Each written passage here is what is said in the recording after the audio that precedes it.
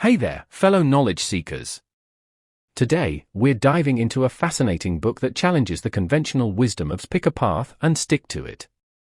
David Epstein's Range, Why Generalists Triumph in a Specialized World makes a compelling case for the power of breadth, diverse experiences, and delayed specialization in our increasingly complex world.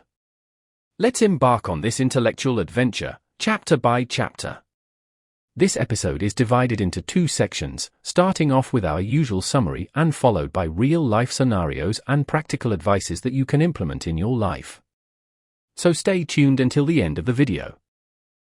Chapter 1: The Cult of the Head Start.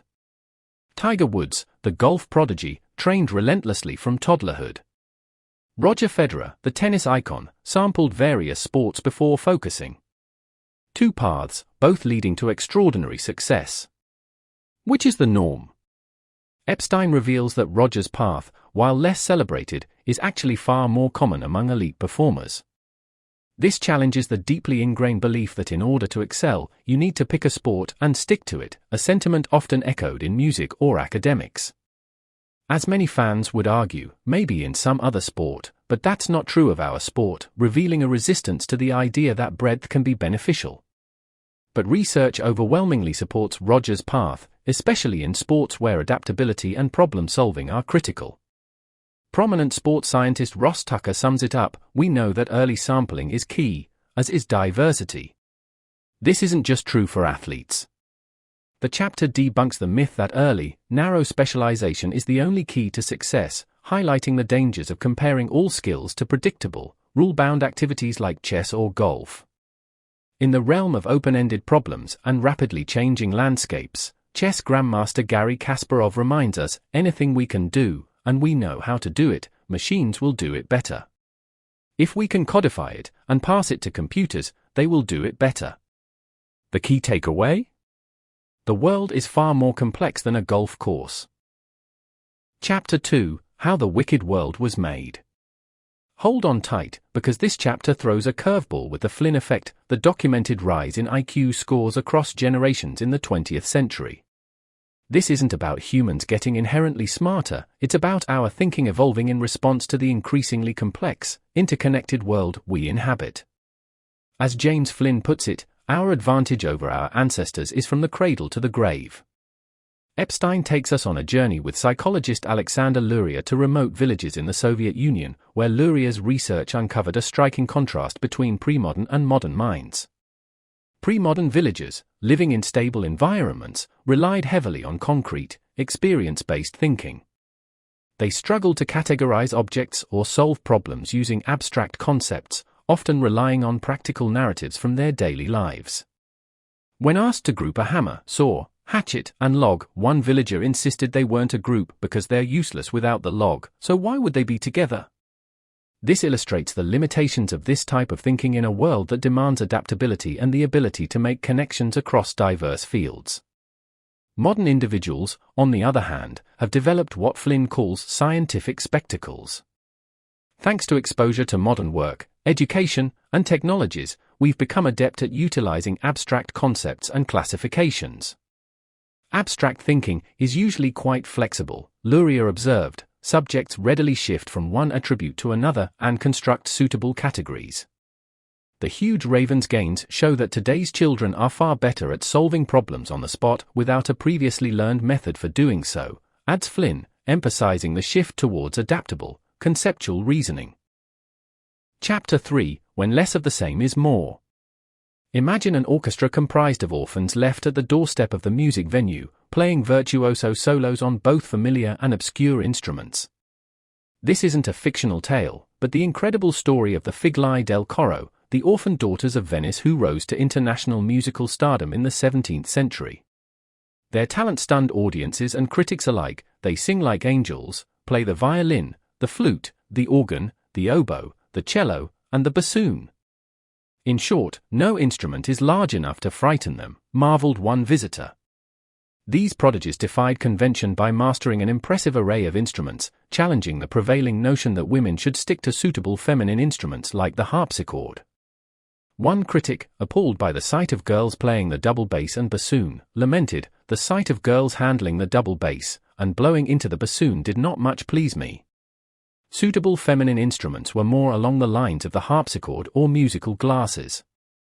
But the Figleys' multi-instrumental approach was crucial to their success, enabling them to learn new music quickly, adapt to diverse genres, and push the boundaries of musical innovation.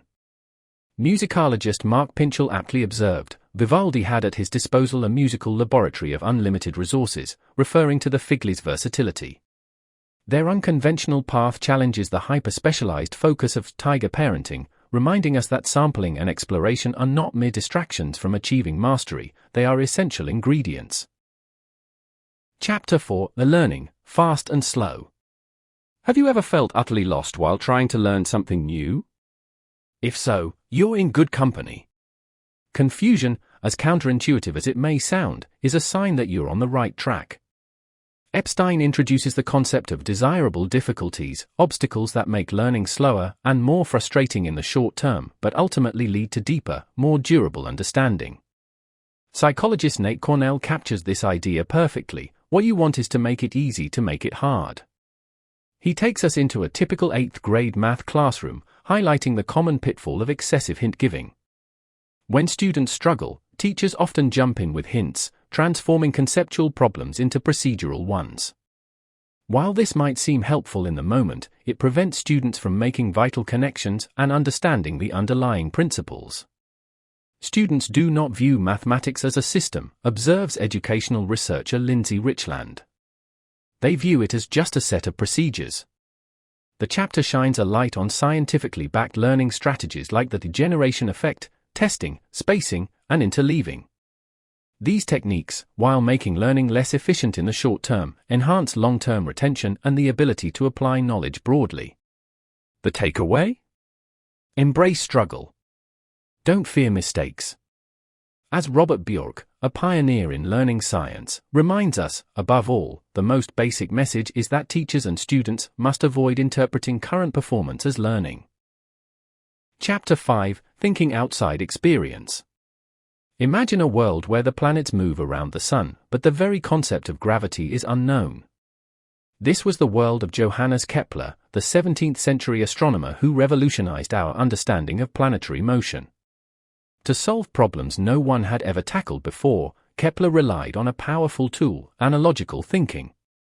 "I especially love analogies," he wrote, "my most faithful masters, acquainted with all the secrets of nature. One should make great use of them." Kepler relentlessly interrogated diverse analogies, comparing planetary motion to light, heat, magnets, and even boats caught in a whirlpool. He recognized the limitations of relying solely on familiar experiences, emphasizing the need to think outside the domain to fuel creative problem-solving. As psychologist Deidre Gentner explains, "In my opinion, our ability to think relationally is one of the reasons we're running the planet. Relations are really hard for other species." This chapter delves into the concept of deep analogical thinking, the ability to recognize conceptual similarities across seemingly unrelated domains. It highlights the dangers of clinging to familiar, surface analogies and the power of seeking out distant analogies. In the life we lead today, we need to be reminded of things that are only abstractly or relationally similar, says Gentner. And the more creative you want to be, the more important that is. Chapter 6: The Trouble with Too Much Grit. Grit, a word often touted as the magic ingredient for success.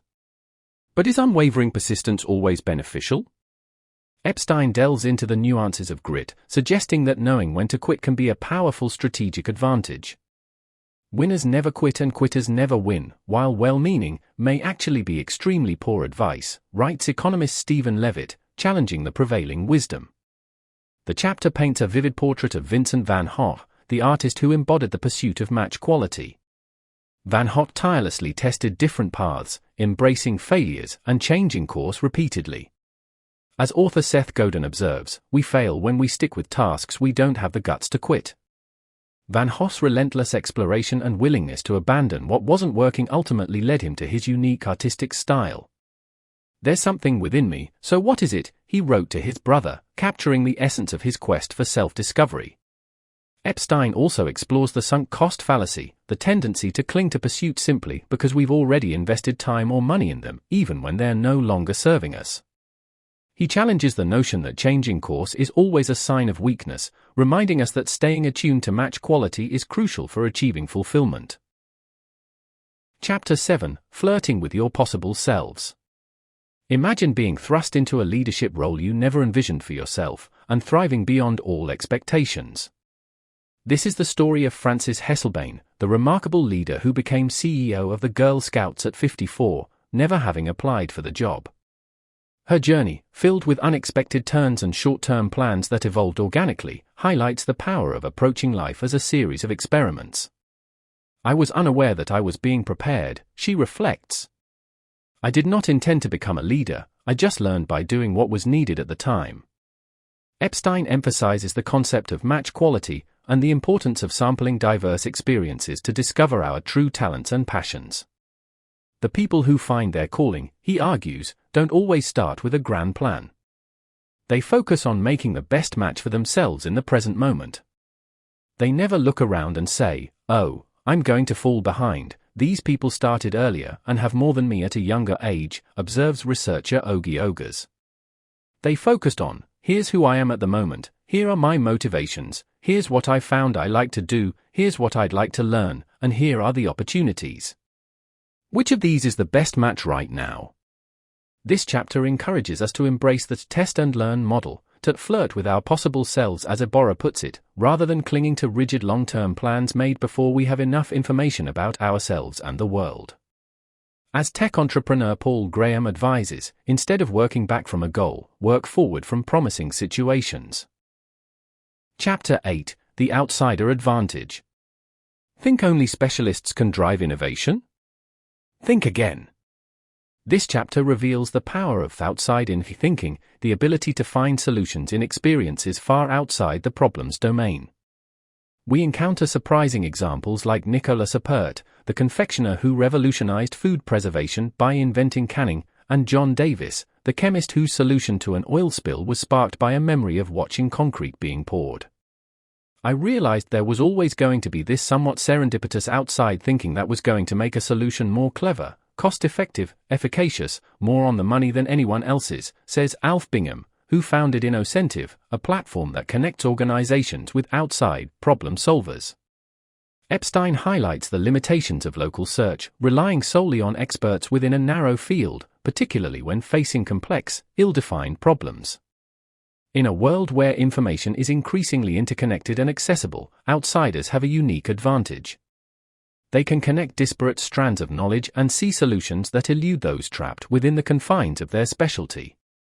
As Scott Pagao, a researcher who utilized Innocentive to solve a persistent oil spill problem, observes, "I think it happens more often than we'd love to admit, because we tend to view things with all the information we've gathered in our industry, and sometimes that puts us down a path that goes into a wall. It's hard to back up and find another path." Harvard researcher Karim Lakhani, who studied thousands of Innocentive problem solvers, found that the further the problem was from the solver's expertise, the more likely they were to solve it. This underscores the power of range in a world overflowing with specialized knowledge. Chapter 9: Lateral Thinking with Withered Technology. Step into the world of Gunpei Yokoi, the legendary Nintendo game designer who revolutionized gaming not by chasing the cutting edge, but by embracing what he called lateral thinking with withered technology. Yokoi, acutely aware of his own engineering limitations, focused on finding new uses for old, readily available technology. "I don't have any particular specialist skills," he once said. "I have a sort of vague knowledge of everything." He believed that user experience trumped technological prowess. If you draw two circles on a blackboard and say, "That's a snowman," everyone who sees it will sense the white color of the snow, he argued, emphasizing the power of engaging design over flashy graphics. His philosophy culminated in the iconic Game Boy, a handheld console that, despite its outdated technology, became a global phenomenon. This chapter challenges the relentless pursuit of the latest and greatest, reminding us that innovation often stems from reimagining existing tools and knowledge in novel ways. Yokoi's success with the Game Boy paved the way for Nintendo's later triumph with the Wii, a console that similarly prioritized innovative gameplay over cutting-edge graphics. When the Wii launched, Nintendo president Satoru Iwata declared, "Nintendo is not producing next-generation game consoles. This highlights the enduring power of Yokoi's approach, finding new life in Withered technology to create products that engage a broader audience.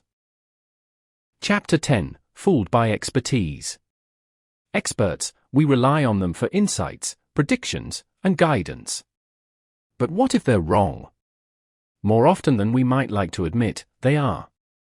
This chapter dives into the world of forecasting, revealing the surprising failings of experts, particularly when they cling to a single, all-encompassing idea.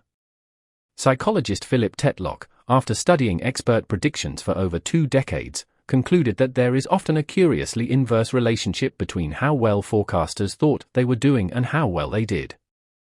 Tetlock introduced the now famous hedgehog for foxes model, contrasting the narrow, specialized focus of hedgehogs, who know one big thing, with the integrative approach of foxes, who know many little things. Hedgehogs, while deeply knowledgeable within their narrow domain, often fall prey to confirmation bias, bending evidence to fit their pre-existing theories. They are roughly as accurate as a dart-throwing chimpanzee when it comes to predicting the future, writes Tetlock. Foxes, on the other hand, are comfortable with uncertainty, drawing on diverse perspectives and readily updating their beliefs in light of new information. They see complexity where others see simple cause and effect. The chapter emphasizes the importance of actively seeking out counterarguments, embracing intellectual humility, and cultivating a good judges are good belief updaters, Tetlock observes. If they make a bet and lose, they embrace the logic of a loss just as they would the reinforcement of a win. Chapter 11: Learning to Drop Your Familiar Tools. Through the gripping lens of the Carter racing case study and the Challenger disaster, Epstein exposes the danger of clinging to familiar tools in the face of unfamiliar challenges. The case study presents students with a seemingly straightforward decision: should a race car team compete in a high-stakes race, despite concerns about engine failures? Overwhelmingly, students choose to race, much like NASA managers chose to launch the Challenger despite warnings from engineers. Carl Week, an expert in organizational behavior, likened this to wilderness firefighters who perished beside the tools they refused to drop.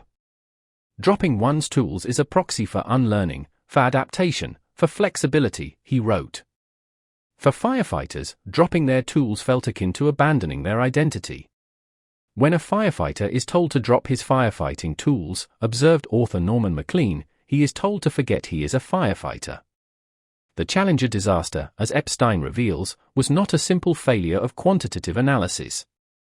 It was a failure to drop familiar tools and embrace a make-do mindset. NASA's data-driven culture, while valuable in predictable situations, became a liability when facing uncertainty.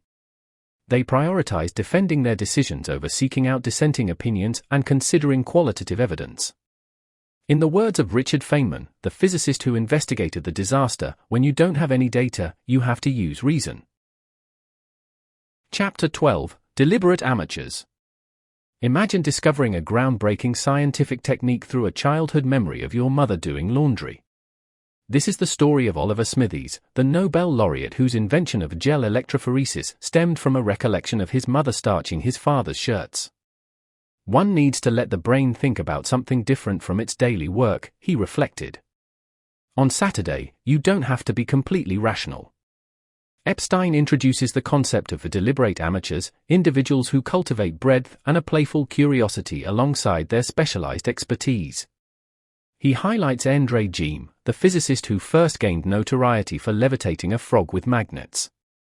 This playful experimentation paved the way for Gide's later Nobel Prize-winning discovery of graphene, a revolutionary material with countless applications. Art historian Sarah Lewis, who studied creative individuals, captured this idea beautifully. A paradox of innovation and mastery is that breakthroughs often occur when you start down a road, but wander off for a ways and pretend as if you have just begun. The chapter celebrates the value of Friday night experiments and Saturday morning experiments, urging us to make time for exploration outside the confines of our professional lives. Embrace what Nobel laureate Max Delbruck called the principle of limited sloppiness. Be careful not to be too careful, he warned, or you will unconsciously limit your exploration. In the words of André Gide, sometimes I joke that I am not interested in doing research, only search. Conclusion: expanding your range. In a world obsessed with early specialization, it's easy to get swept up in a race against others, constantly comparing ourselves and feeling behind. Epstein urges us to resist this urge. Don't feel behind, he writes. Everyone progresses at a different pace, and diverse experiences, even those that seem unrelated to our current goals, are not wasted. He reminds us that innovation and self-discovery are not linear journeys from point A to point B. They are messy, iterative processes filled with detours, experiments, and course corrections. Approach your own journey with the mindset of Michelangelo, who viewed a block of marble as a work in progress, learning and adjusting as he went. Remember, even experiences that lead us away from a previous goal can be valuable stepping stones towards finding our true calling. This book is a call to action, an invitation to embrace experimentation, challenge the cult of the head start, and cultivate our own unique range. In the words of Oliver Wendell Holmes, it is an experiment, as all life is an experiment. So, are you ready to embrace the power of breadth? Welcome to our exclusive section where we offer practical advices and highly relatable life scenarios that you can apply in your life. Are you a curious mind constantly bombarded with pressure to specialize? Do you feel pulled in multiple directions, unsure if focusing on one thing means falling behind in others? David Epstein's range offers a reassuring and empowering message. Your breadth of interests is not a liability, it's a powerful asset. Let's explore how you can apply the book's insights to real-life scenarios. Resisting the pressure to specialize. As a high school or college student, you might feel pressured to choose a major and a career path immediately. Range encourages you to resist this pressure. Don't limit yourself to a single area too early. Instead, sample a variety of courses, clubs, and activities. Explore different fields, hobbies, and skills. Volunteer in different settings. This sampling period is crucial for understanding your own interests and abilities before committing to a narrow path. Remember, changing careers is not a failure, but a natural part of the process of self-discovery. Leverage your diverse experiences to find a better match for your evolving self. Developing an adaptable mind, Range reveals that the modern world increasingly rewards those who can think conceptually, connect disparate ideas, and adapt to new challenges. To hone these skills, actively seek out opportunities to broaden your intellectual horizons. Read widely, delving into subjects outside your comfort zone. Engage in activities that challenge your assumptions and force you to think critically. Take a philosophy course, attend a lecture on astrophysics, or learn a new language. Embrace the complexity of the world and let your understanding of it evolve. Mastering the art of learning, learning doesn't have to be a linear, hyper-efficient process. Embrace desirable difficulties, strategies like testing, spacing, and interleaving that make learning slower and more challenging initially, but result in deeper, more durable understanding. Don't just memorize facts, focus on connecting concepts and understanding the why behind the what. Thinking outside the box, when faced with a problem, resist the urge to jump to familiar solutions. Instead, practice thinking analogically. Seek out diverse analogies from unexpected sources. Remember that construction workers, artists, musicians, and historians can offer valuable insights for scientists, engineers, and entrepreneurs. Embrace the power of seemingly unrelated experiences and withered technology to unlock creative solutions. Navigating career crossroads, feeling stuck in a career that no longer fulfills you. Range suggests approaching your career as a series of experiments. Reflect on your match quality. Do your current pursuits align with your interests, values, and skills? Don't be afraid to take short-term gigs, freelance projects, or volunteer opportunities to test out new fields and gain valuable insights. View your career as an evolving journey, not a destination. Thriving in a world of specialists, while specialization is inevitable to some degree, Range emphasizes the unique contributions of generalists and polymaths. Embrace your diverse interests and look for opportunities to connect them. You might be the only one who can see a solution that others miss. Seek out organizations that value diversity of thought and dissent, where a healthy tension between formal procedures and informal communication fosters a culture of learning and innovation. Above all, remember that your curiosity is a strength, not a weakness. Don't let anyone tell you that you need to specialize too early or limit your explorations. Embrace your breadth of interests, and you'll be well equipped to navigate our increasingly complex, interconnected world. That's it for our exploration of range. I hope this episode has sparked your curiosity and inspired you to embrace the power of breadth in your own life. Don't forget to hit the subscribe button and share this episode with fellow knowledge seekers who are ready to challenge the cult of the head start. Until next time, keep exploring, keep experimenting, and never stop learning.